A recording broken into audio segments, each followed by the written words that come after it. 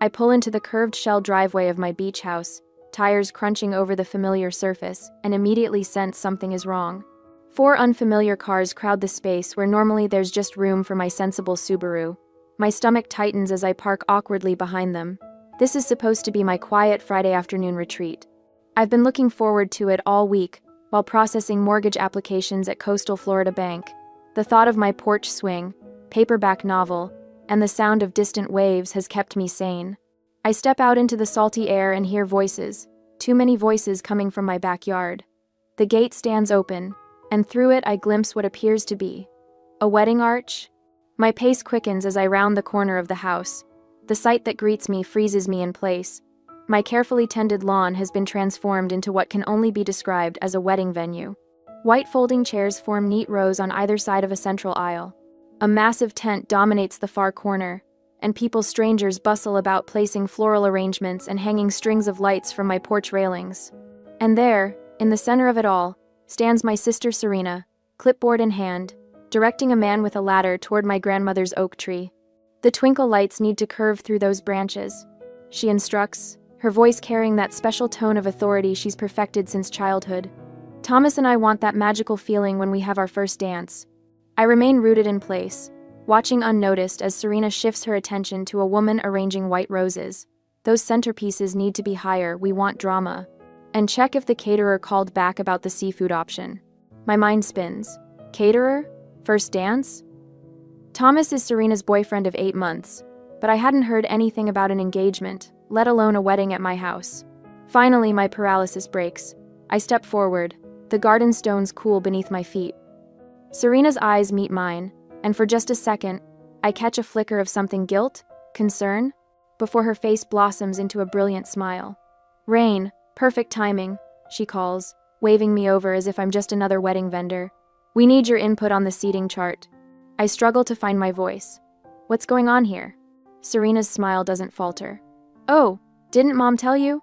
We're finalizing the wedding details. The ceremony's next Saturday. You're just in time to help with the place settings. My gaze sweeps over my transformed property, my sacred weekend retreat that I worked double shifts for 5 years to afford, the down payment representing countless declined dinner invitations and budget lunches. You're having your wedding? Here? At my house? The words come out strained. A woman in a sleek blazer approaches, hand extended. You must be the generous sister I've heard so much about. I'm Vanessa, the wedding planner. The venue is absolutely perfect for what Serena and Thomas envisioned. I shake her hand automatically while processing her words. Generous sister? Venue? My eyes land on a table covered with elegant cream-colored envelopes. I pick one up, sliding out the embossed invitation inside. The words blur before refocusing. Joyfully invite you to celebrate their marriage. At the Bennett Beach House. 2, 19 Pelican Way, Sandpiper Beach, Florida. The memory surfaces unbidden. Standing in this very yard 5 years ago, key in hand, trembling with pride as the realtor congratulated me on my purchase. The months of saving, the overtime hours, the promotion I earned through sheer determination, all culminating in this moment of achievement, my very own piece of paradise. My mother's voice had cut through my joy. Such a waste for just one person, don't you think? The family could have pooled resources for something we could all use. And Serena, champagne already in hand. This is perfect for family gatherings. I can't wait to bring my friends down for beach weekends. I'd smiled tightly, already feeling my ownership slipping away, despite my name alone on the deed. Since then, it's been a steady erosion.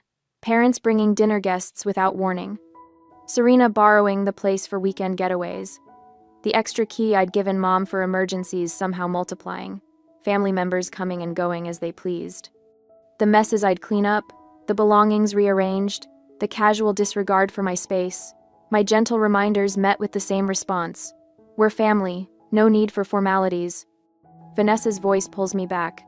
Serena mentioned you were thrilled to host. We've been working on the details for months. Months. They've been planning this for months without asking me. Something shifts inside me. A lifetime of being the responsible one, the reasonable one, the one who makes sacrifices for family harmony, and this is how they repay me. For a moment, I imagine myself exploding, tearing down decorations, demanding everyone leave. Instead, I feel an eerie calm descend. "Excuse me," I say quietly, turning toward my car. "Rain?" Serena calls after me. "Where are you going? We need your help with the seating chart." I keep walking, keys clutched tightly in my hand. "Rain," her voice rises. "Don't be difficult. We have family obligations." The word echoes as I slide into my driver's seat. Obligations. Always my obligations to them, never theirs to me. As I pull away, I catch Serena's frustrated expression in my rearview mirror. For the first time in years, I don't feel the familiar weight of guilt. Instead, I feel something new taking its place. Determination. I drive aimlessly for nearly an hour before returning to my apartment, fingers still white-knuckled around the steering wheel.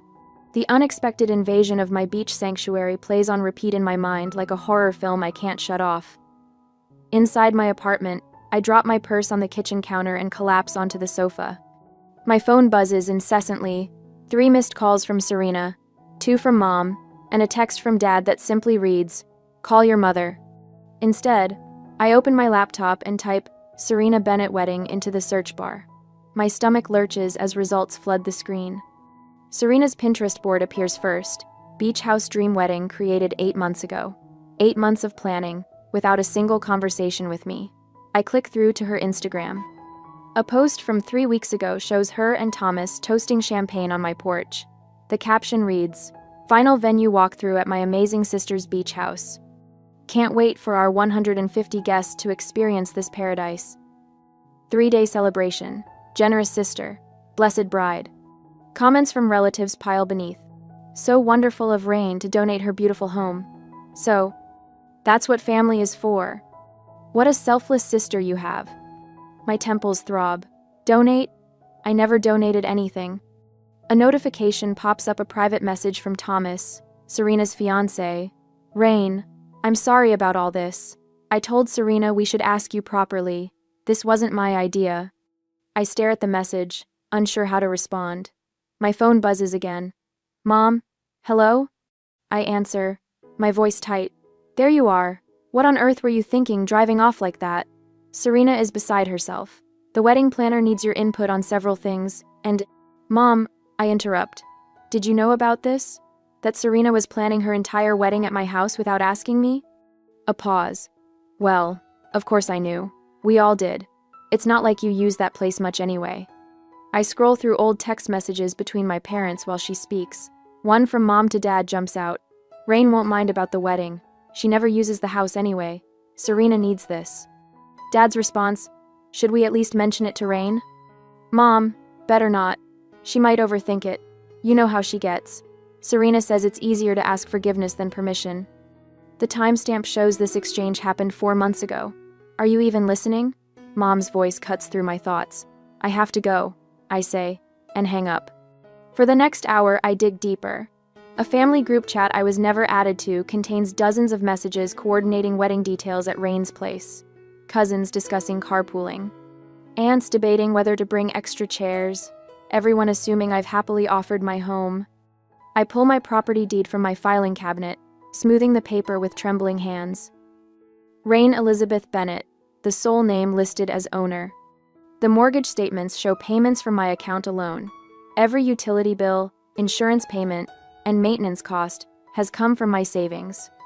The realization strikes with startling clarity. This isn't about a house anymore. This is about respect. I search trespassing laws Florida and unauthorized use of private property. I calculate utility costs for 150 guests over 3 days, potential property damage, liability issues if someone is injured. The numbers climb alarmingly. My phone rings. Marlene, my best friend since college. "Your sister's wedding?" she says when I answer. "I just got an invitation to your beach house. Since when are you hosting a wedding?" I explain the situation, my voice growing stronger with each detail. "Rain," Marlene says firmly, "you're not crazy for being upset. This is outrageous. What are you going to do?" "I don't know yet," I reply, "but I'm done being a doormat." The next day at work, my coworker James notices my distraction. "Family drama." I explain briefly during our lunch break. He nods knowingly. "Let me guess they've crossed a boundary and expect you to just accept it?" I look up, surprised. "How did you know?" "Been there." My brother used to borrow my car without asking. Kept doing it until I changed the locks on my house where I kept the keys. He leans forward. Stand firm, Rain. Family can be the worst boundary violators because they think they're entitled to forgiveness. That afternoon, I receive a text from my neighbor at the beach house. Lots of people coming and going from your place lately. Everything okay? The pieces coalesce into a plan. I leave work early and drive to the beach house. I watch from across the street as Serena directs florists carrying arrangements inside. My house, my sanctuary. At the hardware store, I purchase new locks and security cameras. The locksmith arrives an hour after Serena leaves. By sunset, my house is secure again. Back at my apartment, I compose a careful email. To family. Subject: beach house access. Please be advised that effective immediately, anyone wishing to visit my property at 219 Pelican Way must contact me directly for permission and access arrangements. The locks have been changed for security purposes. Sincerely, Rain Bennett. I hit send, then mute my phone as it immediately begins to ring. The responses flood in minutes later. Mom, don't be ridiculous, we're family. Where's the spare key? Dad, call your mother, she's upset. Serena's message comes through as a voice call that I let go to voicemail. Her voice trembles with rage when I play it back. How could you be so selfish right before my wedding? You're ruining everything. I've been planning this for months. I send one response. This is my property, purchased with my money. No one uses it without my permission. Then I silence all notifications and open my laptop. A local tourism article catches my eye. Sandpiper Beach Tour Company seeking rental properties for exclusive visitors. I click through to their website, looking for unique properties to showcase to our high-end clientele. My fingers hover over the Contact Us form. For the first time in days, I feel a sense of calm settling over me. I download their rental agreement, reading each clause carefully, envisioning the perfect solution taking shape. 3 hours later, I've created a comprehensive plan with contingencies for every possible reaction from my family. I've documented the current condition of my house, calculated fair market rental rates, and prepared a contract that protects my interests. When I finally sign the rental agreement with Sandpiper Beach Tour Company, I recognize the moment for what it is, the point of no return, and I don't regret it for a second. 2 days later, my phone buzzes for the 17th time this morning. I know because I've been counting. Each vibration sends a small tremor through the wooden desk at Coastal Florida Bank, where I've been trying to focus on a mortgage application for nearly an hour. The screen lights up with Serena's name again, accompanied by a text preview that begins, "You're being completely ridiculous." I silence the phone and flip it face down. 3 more messages arrive in quick succession, their muted vibrations like angry wasps trapped against the desktop. "Trouble at home?" James asks from the cubicle next to mine. His eyes meet mine over the partition, concern evident in the slight furrow of his brow. "My family discovered boundaries exist," I say, surprised by the steadiness in my voice. "They're not taking it well." The elevator chimes, drawing my attention to the bank's main floor. My stomach drops. Mother strides across the marble tiles, her purposeful gait and rigid shoulders broadcasting her mission to anyone watching. She's wearing her church committee outfit, blue linen pantsuit, pearls, formidable pumps. "She wouldn't," I whisper, "but of course she would. This is exactly what she would do." "Is that your mom?" James whispers, sinking lower in his chair. I stand before she reaches my desk, intercepting her near the water cooler. "Mother, this is my workplace. And apparently the only place I can reach you," she says, voice pitched to carry just far enough that nearby colleagues pause their typing. "Since you've decided to ignore everyone's calls and change the locks without warning." The old Rain would have immediately guided her to the break room, desperate to minimize the scene. Instead, I feel a strange calm settle over me, like stepping into cool water. "We can talk after work," I say. "I'll meet you at Bayside Cafe at 5:30. Your sister is devastated.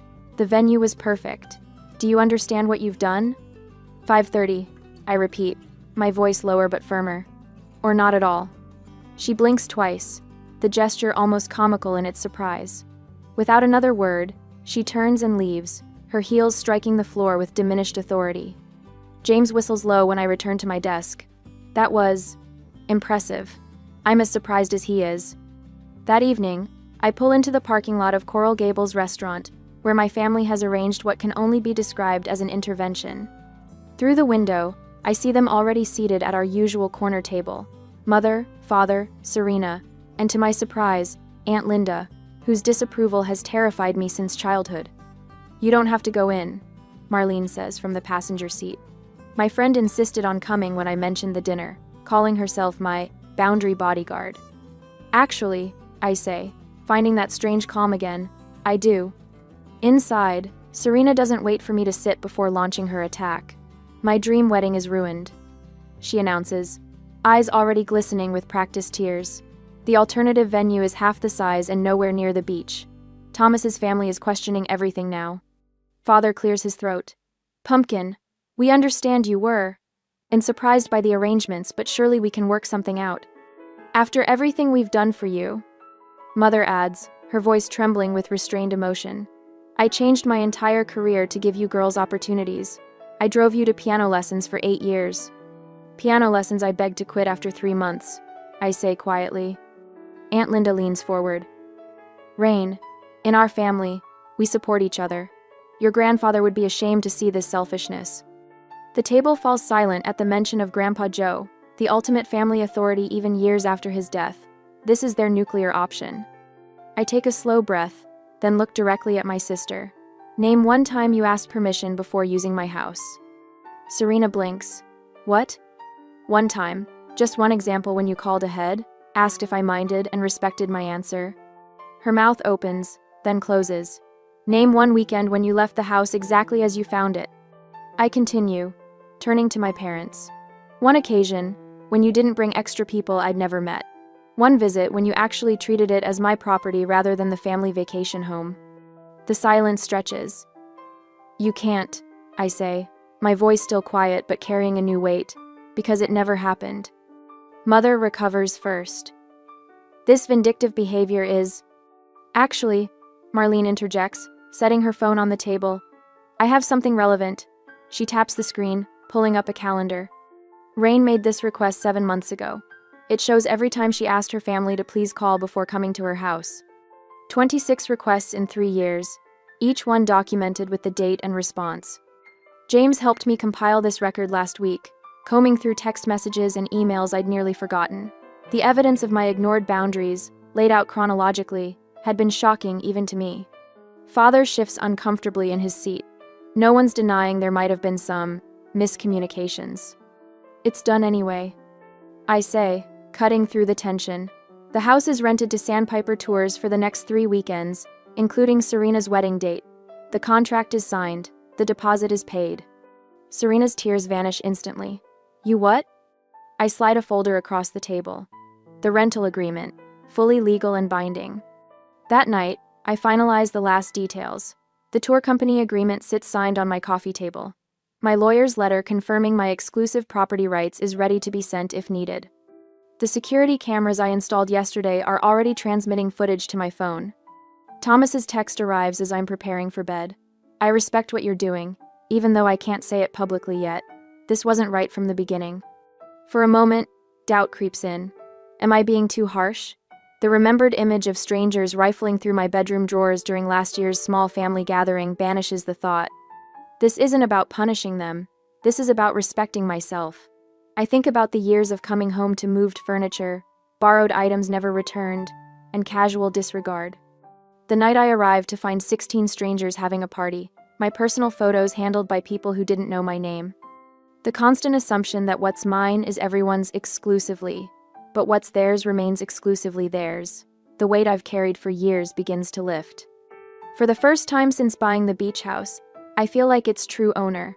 Tomorrow might bring more confrontations, more tears and accusations, but tonight I am certain, this is what freedom feels like. For the first time since discovering the wedding plans, I sleep soundly that night, no longer tangled in bedsheets damp with anxiety sweat. The realization comes in the morning sunshine. Their reactions only confirm I'm making the right decision. This house was always mine, never theirs. The day before the wedding, even though I said no at that dinner, I watched through binoculars from my parked car across the street as my family transforms my beach house into Wedding Central. The scene unfolds exactly as I anticipated. Serena stands in the center of my backyard, clipboard in hand, directing traffic like a seasoned film director.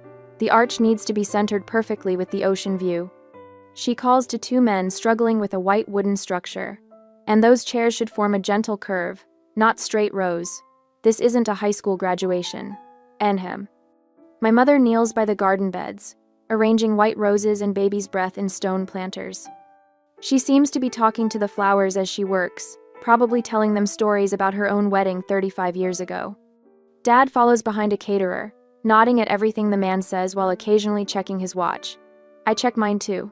3, 2, 1. Right on schedule, a white van with coastal Florida tours, emblazoned on the side, pulls into my driveway. 2 more vehicles follow, parking behind it. 7 uniformed employees exit the vehicles, clipboards and equipment in hand. Through my binoculars, I can see the exact moment confusion ripples across my family's faces.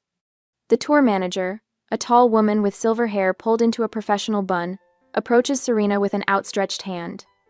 Even from this distance, I can read the body language. Serena's spine stiffens. Her head tilts in that particular way it does when something isn't going according to her plan. I start my car but don't drive closer. Not yet. My phone buzzes with a text from the tour manager. We've made contact. Contract presented as instructed. I imagine the scene. The manager showing Serena the legally binding document with my signature dated 3 weeks ago. The reservation for a corporate retreat starting tomorrow morning, with setup scheduled for this afternoon. Exclusive use of the property for the entire weekend. My phone erupts with calls. Mom, Dad, Mom again, Serena. I let them all go to voicemail. This moment has been carefully choreographed, and I won't disrupt it by engaging too early. Through my binoculars, I watch as 3 cars pull into the already crowded driveway. Early wedding guests, no doubt. Dad rushes to intercept them, hands waving in what appears to be an explanation. One woman puts her hands to her face in shock. When Serena finally calls for the 6th time, I answer. What did you do? Her voice crackles with barely contained fury. Hello to you too, I reply, my voice remarkably steady. There are people here saying they have a contract. For a tour group. Tomorrow. At your house. My wedding is tomorrow. I correct her gently. My house, not your wedding venue. This is your house, she shrieks. You can tell these people to leave. You never asked me, Serena. The words flow easily, rehearsed in my mind for days. I bought this house with my money. I maintain it with my money, and I rented it out as I wished. You knew about the wedding. Everyone knew. Everyone assumed. No one asked. I keep my tone even. This is what happens when you assume rather than ask for permission. You have to fix this. Panic edges into her voice. Call them off. The house is not available. Not tomorrow. Not for the weekend. I end the call and watch the chaos unfold. Mom frantically working her phone, probably calling every venue in a 50-mile radius. Dad shepherding confused guests back to their cars. Serena in animated conversation with the wedding planner, her arms gesturing wildly. An hour later, my phone pings with notifications. Social media updates from relatives are shifting from excitement about the beautiful beach wedding to confusion about venue complications. A cousin posts, anyone know what happened to the generous sister's offer? 20 minutes later, Thomas calls. His voice sounds different, measured, respectful. Rain, I want you to know I always felt uncomfortable about using your house without formally asking. Thank you for saying that, Thomas. My parents have agreed to host in their backyard. It won't be the beach, but with some quick rearranging, we can make it work. He pauses. I understand why you did this. After we hang up, I receive the first unexpected text from my aunt, Gloria. Always thought it strange they'd use your house without asking.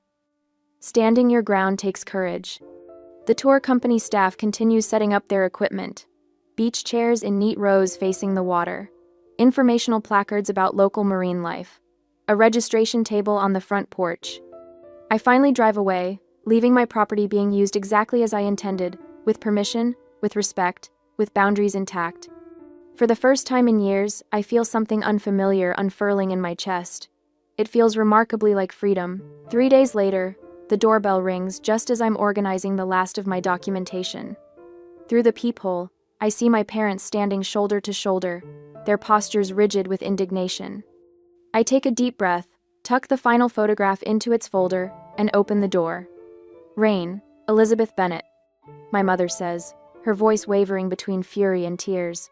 "How could you humiliate your sister this way? Her wedding is in shambles."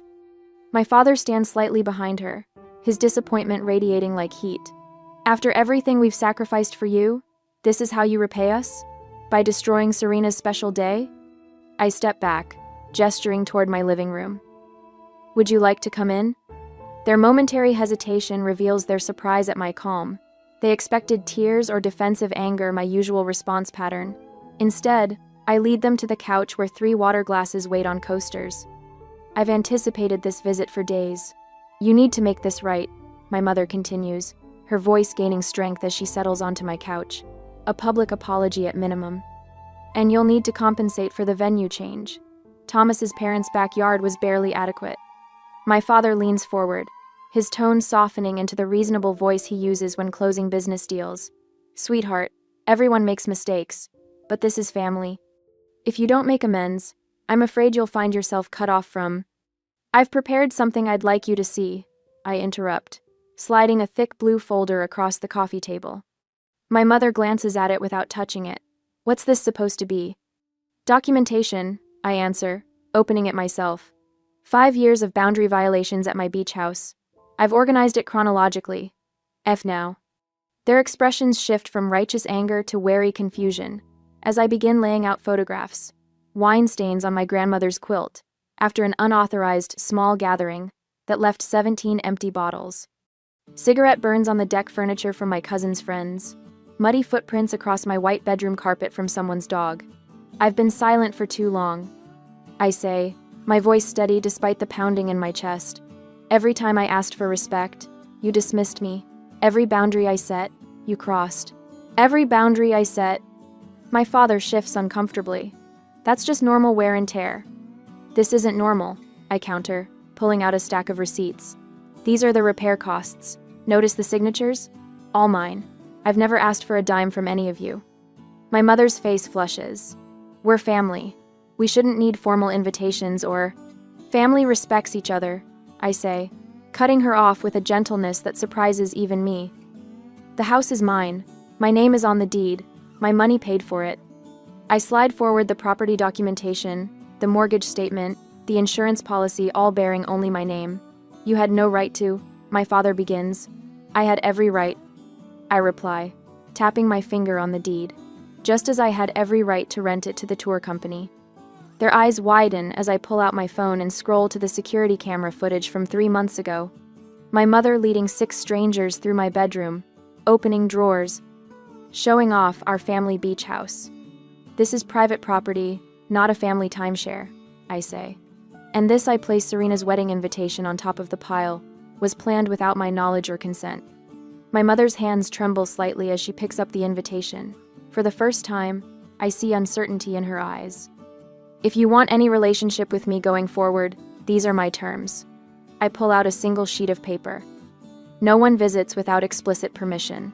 I require advance notice and confirmation. All copies of my keys must be returned immediately." My father's face darkens. "You can't dictate." "I can and I am," I say, meeting his gaze. "These aren't requests, they're requirements." The silence stretches between us. My mother stares at the evidence spread across the table, the physical manifestation of years of disregard. "I never saw it from your perspective," she finally whispers, something genuine breaking through her defensive shell. My father rubs his face, suddenly looking older. "We didn't think. It wasn't our intention to." "Intent doesn't erase impact," I say, gathering the documents back into the folder. "I love you both, but I won't compromise on this anymore." The power shift is palpable in the room. Their manipulation tactics, the tears, the guilt, the threats of exclusion lie useless between us like spent ammunition. My father reaches into his pocket and places a key on the table. My mother hesitates before adding hers beside it. "Serena has one too," my mother admits. I nod. "I'll get it from her." "She won't take this well," my father warns. "That's not my responsibility," I reply. As they prepare to leave, my mother pauses at the door. "Will you come to Sunday dinner next week?" I meet her eyes steadily. "I'll let you know by Thursday if I'm available." Something passes between us, a new understanding. She nods once, accepting this small but significant shift in our dynamics. After they leave, I stand in my quiet apartment, my heart racing, not with anxiety but with a strange, unfamiliar lightness. For the first time in years, I feel the weight of their expectations lifting from my shoulders. I pick up the keys they left behind, symbols of a boundary finally respected, and place them in my desk drawer. The battle isn't over. Serena will be harder to convince than my parents, but for now, in this moment, I've reclaimed something essential. My house, my boundaries, my life. The morning sunlight spills across my deck as I settle into my porch swing, coffee mug warming my hands. 6 months have passed since the wedding debacle, and my beach house feels truly mine for the first time. No unexpected visitors, no rearranged furniture, no apologetic texts about borrowing the place for the weekend. I run my fingers along the new cushions I chose last month, soft teal fabric that reminds me of the ocean at midday. The bookshelves I installed now hold my favorite novels instead of Serena's forgotten magazines. Wind chimes tinkle softly from the corner of the porch, a sound that has become synonymous with peace. This is what home should feel like, I whisper to myself, watching a pair of sandpipers dance along the shoreline. My phone buzzes with a text from James at work. Congrats again on the promotion. Bank's lucky to have you in charge of the commercial loan division.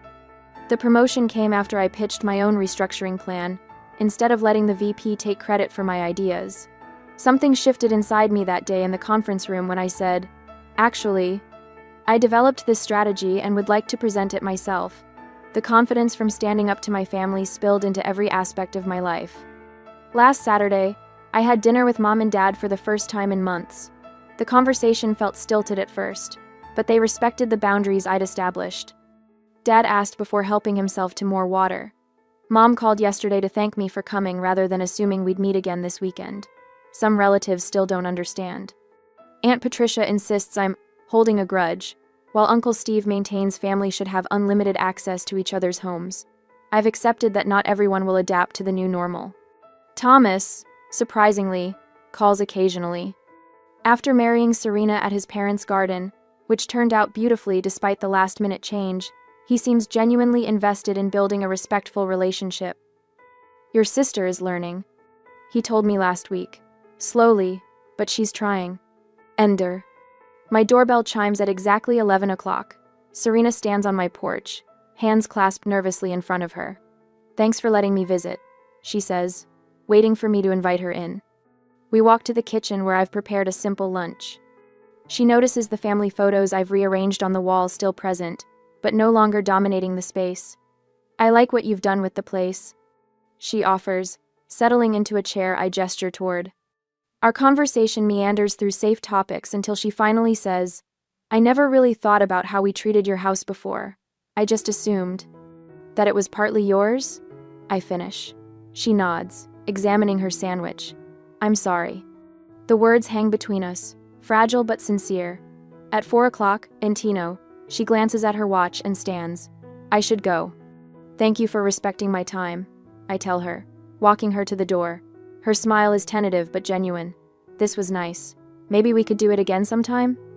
I'd like that, I reply, surprised to find I mean it. Later, sitting on my deck with Marlene and 2 new friends from my pottery class, I pour wine into mismatched glasses. We laugh as the sun begins its descent, painting the sky in vibrant oranges and pinks. My phone lights up with a text from Serena. Thanks for having me over today. Looking forward to next time with permission, of course.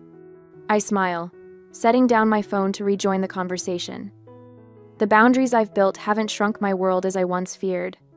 They've expanded it, creating space for relationships based on mutual respect rather than obligation. The ocean breeze carries the scent of salt and possibility as evening settles around us. For the first time in years, I feel perfectly at home in my own life.